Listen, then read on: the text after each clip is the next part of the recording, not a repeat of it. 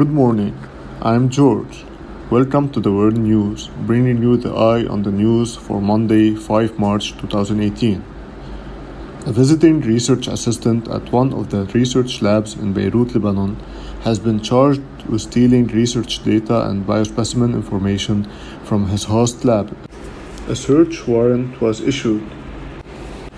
He had completed a research elective and was due to return to his home country 2 days before his arrest. He has copied many biospecimen data relating to projects that he had never worked on.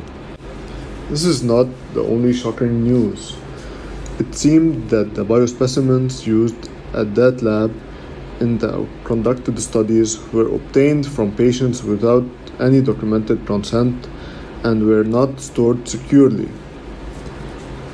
Clinical samples like blood and surgical sized tissues that are surplus to diagnostic requirements may be discarded as waste. If the patient gives informed consent, they may be used for medical research. Such biosamples are vitally important for research because they contain molecular clues in the form of biomarkers and drug targets that scientists need to devise new and improved diagnostic tests, therapies, and vaccines. Without biosamples, medical research would quickly grind to a halt. Let's have an intervention from the head researcher in the lab to clarify what happened.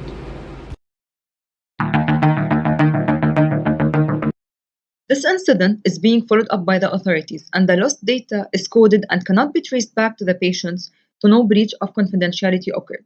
However, because the issue of lack of consent has been raised in public, I decided to go for a public statement. People actually do not realize that obtaining consents will lead to missed opportunities and lost lives due to delays in important research. Discoveries from biospecimen research led to the eradication of diseases such as polio and the understanding of diseases and viruses, as well as the development of cancer treatments. And multiple surveys proved that the majority of responders might not be willing to participate in such studies even after mentioning that the data would be coded.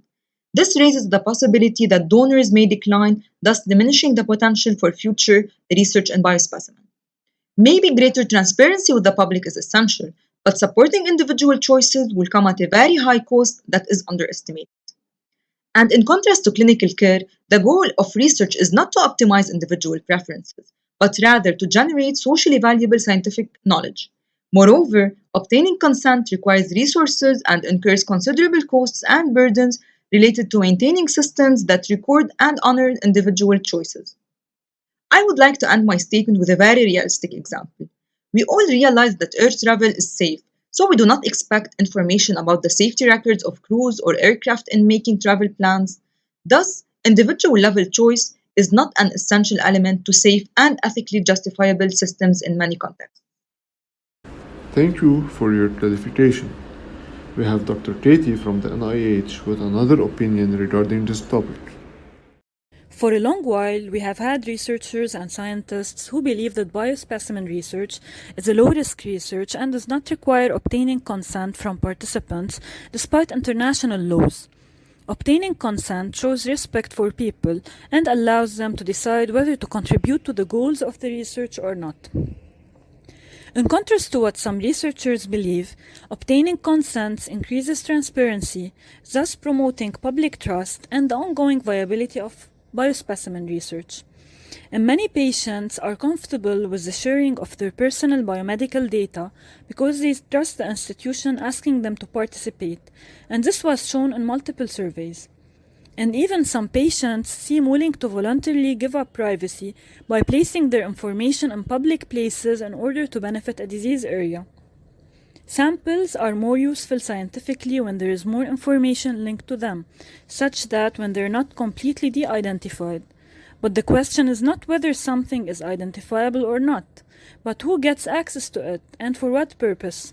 And that's why such projects should be supervised by the IRB and consents are required. Those who believe that this process is time-consuming can consider obtaining broad consent, whereby a donor consents to the use of their biological samples for future unspecified research. This simplifies the consent process as it negates the need to recontact the donor and has also received the support of the WHO. This is an evolution in our ethical thinking that's tremendously important, and medical progress should not result in an erosion of our ethical principles. Thank you, Dr. Katie. And now we will have a quick overview about research and biospecimens in different regions in the world. Now let's take a look into the international perspective towards the informed consent when working with biospecimens. In the Arab Middle Eastern region, the major ethical issue includes the types of informed consent that they use. The majority over there use the broad consent method. However, some use the tiered consent and others allowed the participants to opt out of being recontacted. Many researchers mentioned that there is a problem in sustaining any research projects in their countries because it's extremely difficult to recontact the patients, and this is said from their experience on this issue. In South Africa, the broad general consent was preferred and mostly used. However, many researchers mentioned that the tiered consent was thought to be more consistent with respect for autonomy and building trust. Some researchers or scientists who work closely with clinicians expressed concern about the sustainability of detailed consent process overall. And they mentioned the importance of having the people who carry out the informed consent to be well trained. They said that we are moving to the era of dynamic consent and dynamic participation with the age of technology, and thus citing technological advances is possible. In Europe, the data shows that responses related to informed consent practices did not differ significantly between countries of the European Union. And the issues of free consent and recontacting the patients is also the major issues over there. In the USA, the public policies on informed consent remains inconsistent. For example, in 2014, there was an act which prohibits research on newborn screening blood spots without informed consent. However, the 21st Century Act abolishes the need for informed consent in all information-based research. And thus, there is also a divergence in the literature about the continued relevance of informed consent to modern health research.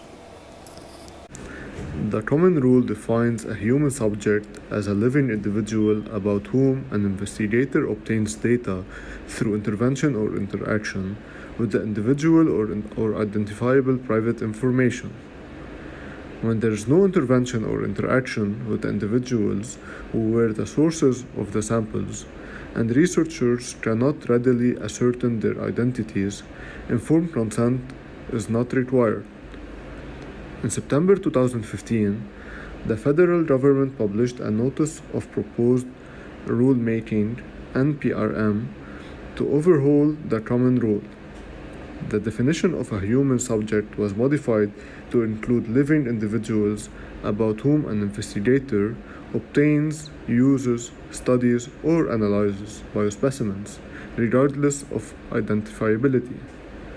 Consent would be required for research use of all biospecimens, regardless of whether they are de-identified. And with this, we conclude our report.